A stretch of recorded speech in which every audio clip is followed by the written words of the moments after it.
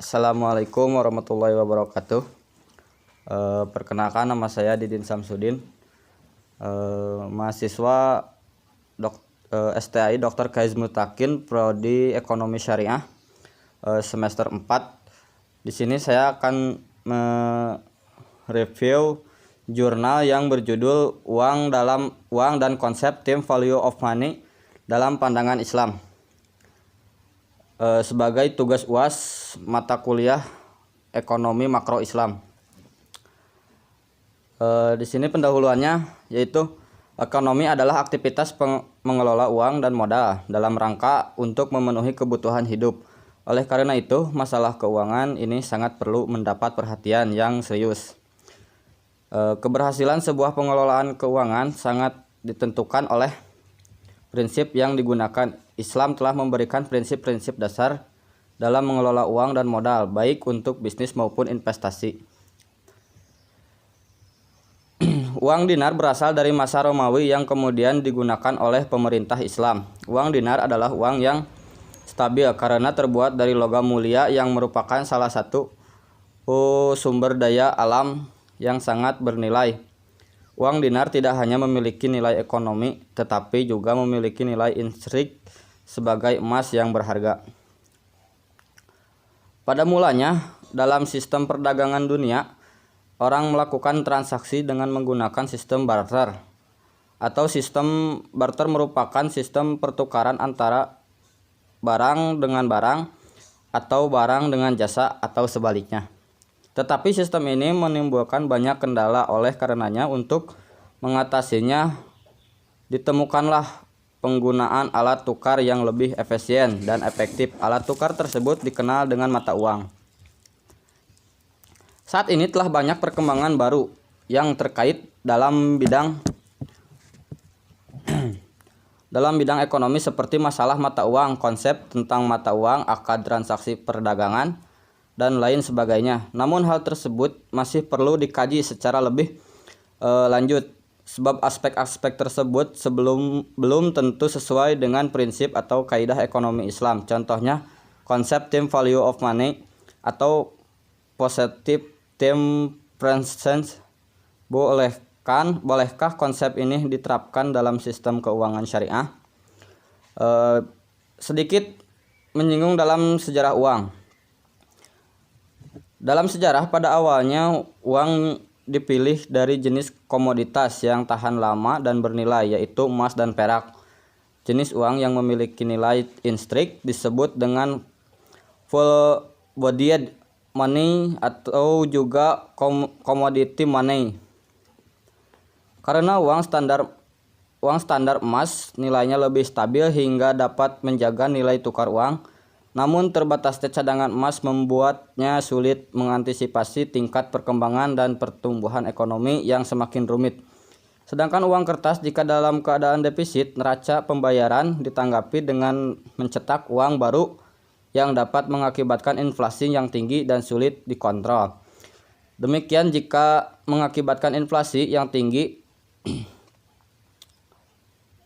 kepercayaan menurun, dapat mengakibatkan rusaknya sistem perdagangan dan perekonomian. Pada abad ke-20, Amerika Serikat melalui Bank Sentral mengambil alih membuat uang kertas, ditambah dengan uang logam untuk pecahan yang lebih kecil, tanpa didasarkan pada dasar nilai emas yang mengakhiri Bretton Woods System. Sedangkan untuk perbankan, nilai kertas yang sudah menjadi harta ini hanya diserahkan kepada pemerintah melalui kebijakan pengaturan sistem ekonomi moneter. Otoritas moneter mempertahankan nilai kertas melalui kebijakan menjaga keseimbangan jumlah uang yang beredar, yaitu dengan menggunakan tingkat bunga. Sistem moneter dengan uang kertas yang diterapkan pemerintah sebagai legal tender dan tidak didukung oleh komoditas apapun. Ini disebut dengan fiat money. Saat ini uang tunai yang beredar umumnya masih berbentuk uang kertas dan uang logam, sedangkan uang tidak tunai berkembang pesat pasca era giralisasi dalam bentuk giro, tabungan, bahkan perkembangan dalam bentuk internet banking, debit cards, ATM, smart cards, atau penggunaan chip pada sebuah kartu dengan mengisi sejumlah uang di dalam chip. Fungsi uang dalam Islam yaitu konsep uang dalam ekonomi konvensional. Uang diartikan sebagai uang dan uang sebagai kapital. Uang sebagai kapital bersifat stok konsep, yaitu semakin banyak uang yang bisa dipegang, semakin besar pula pendapatan yang akan didapat. Dalam pandangan ini, uang digunakan sebagai komoditas sehingga nilai uang akan tetap bertambah walaupun tanpa digunakan untuk modal usaha. Pertambahan uang ini yang melahirkan konsep time value of money, yaitu nilai waktu dari uang yang bisa bertambah dan berkurang akibat perjalanan waktu. Konsep ini muncul karena adanya kemungkinan inflasi dan adanya preferensi konsumsi hari ini dan masa yang akan datang. Konsep ini diwujudkan dalam bentuk tingkat bunga yang dianggap sebagai harga dari komoditas uang tersebut. Secara umum dalam ekonomi Islam, uang memiliki 4 fungsinya, yaitu 1. Alat tukar, yaitu uang dapat digunakan untuk membeli semua barang dan jasa yang ditawarkan. 2. Satuan hitung, yaitu uang berfungsi sebagai satuan hitung yang menunjukkan nilai dari barang dan jasa yang diperjualbelikan. 3. Alat penyimpanan kekayaan, yaitu menyimpan sejumlah kekayaan senilai uang yang disimpan. Uang disimpan dapat berupa uang tunai atau uang yang disimpan di bank dalam bentuk rekening. Namun uang adalah penyimpan nilai yang tidak sempurna. Jika harga meningkat, jumlah barang dan jasa yang dapat dibeli dengan jumlah uang tertentu akan turun.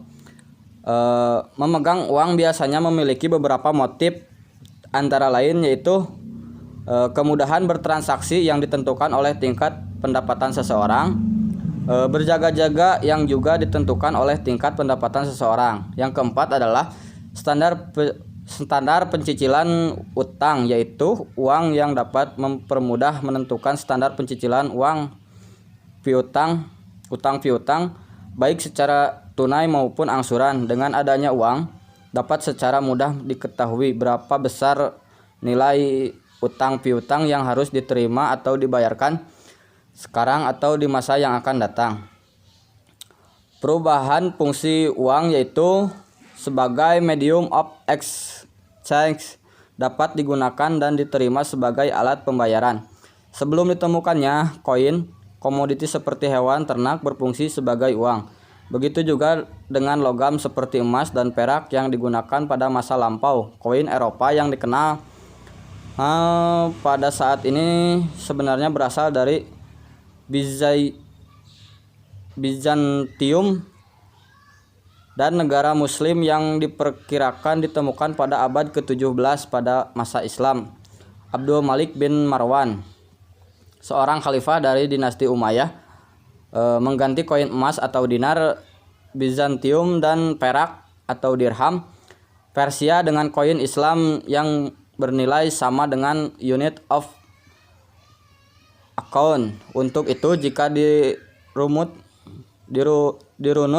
dari sejarahnya, terdapat 3 tahap perkembangan fungsi uang sebagaimana diungkapkan oleh Karim, yaitu commodity of money adalah alat tukar yang memiliki nilai komoditas apabila uang tersebut digunakan bukan sebagai uang. Namun tidak semua barang menjadi uang. Diperlukan 3 hal penting, yaitu kelangkaan atau ketersediaan barang itu harus terbatas. Dan kedua, daya tahan, yaitu barang tersebut harus tahan lama. Dan ketiga, yaitu nilai tinggi, artinya barang yang dijadikan uang harus bernilai tinggi sehingga tidak memerlukan jumlah yang banyak dalam melakukan transaksi. Yang kedua adalah token money. Ketika uang logam masih digunakan sebagai uang resmi di dunia, ada beberapa pihak yang melihat kesempatan untuk mendapatkan keuntungan dari kepemilikan mereka terhadap emas dan perak, yaitu bank dan goldsmith atau orang yang meminjamkan uang. Yang ketiga adalah deposit money. Semakin tingginya pertumbuhan industri, maka dalam rangka memenuhi kebutuhan yang semakin meningkat, maka akan mengakibatkan semakin tingginya kebutuhan uang dalam jumlah besar, misalnya untuk pembangunan pabrik, pembelian mesin produksi, pembelian bahan baku dalam jumlah yang besar, dan transaksi antar negara dalam jumlah besar juga. Adapun konsep time value of money dan cost of capital dalam ekonomi konvensional, time value of money didefinisikan sebagai dollar today is worth more than a dollar in the future because a dollar today can be invested to get a return. Dolar hari ini lebih berguna dibandingkan dolar di masa yang akan datang, karena dolar hari ini bisa diinvestasikan dan mendapatkan keuntungan.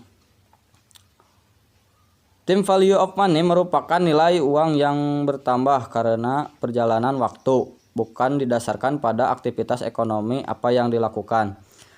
Time value of money dilatar belakangi oleh adanya anggapan hilangnya pemilik modal akan biaya kesempatan atau opportunity cost pada saat ia meminjamkan uang kepada pihak lain, sehingga pemilik modal membebankan nilai persentase tentu sebagai komposisinya.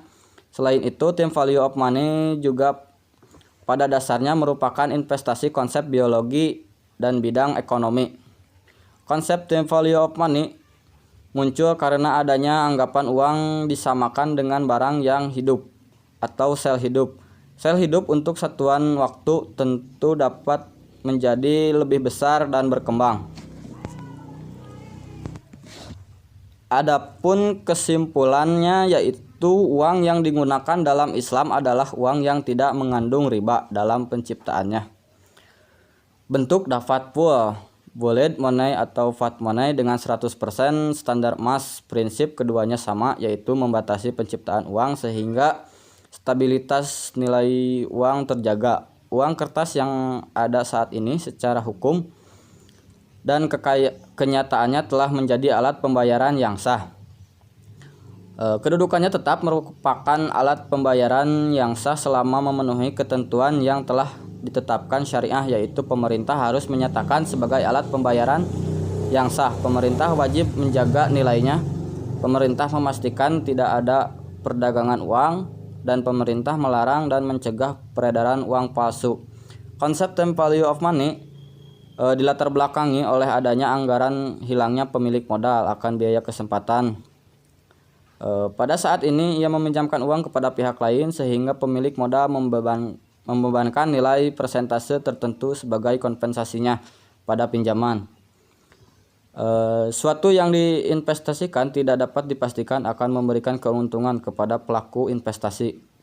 Walaupun mendapatkan keuntungan, maka tidak selamanya keuntungan dari investasi tersebut sama jumlahnya dari waktu ke waktu. Dalam investasi juga dimungkinkan untuk mendapatkan untung, rugi, dan impas. Hal yang membuat perbedaan tersebut adalah bagaimana seseorang memanfaatkan waktunya. Semakin efektif atau tepat guna dan efisien atau tepat cara, maka akan semakin tinggi nilai waktunya. Efektif dan efisien akan mendatangkan keuntungan di dunia bagi siapa saja yang melaksanakannya. Oleh karena itu, siapapun pelakunya tanpa memandang suku, agama, dan ras, secara sanatullah ia akan mendapatkan keuntungan di dunia. Dalam Islam, pemanfaatan waktu itu bukan saja harus efektif dan efisien, tetapi juga harus didasari dengan keimanan. Hal inilah yang tidak akan hanya mendatangkan keuntungan dunia, tetapi juga keuntungan di akhirat.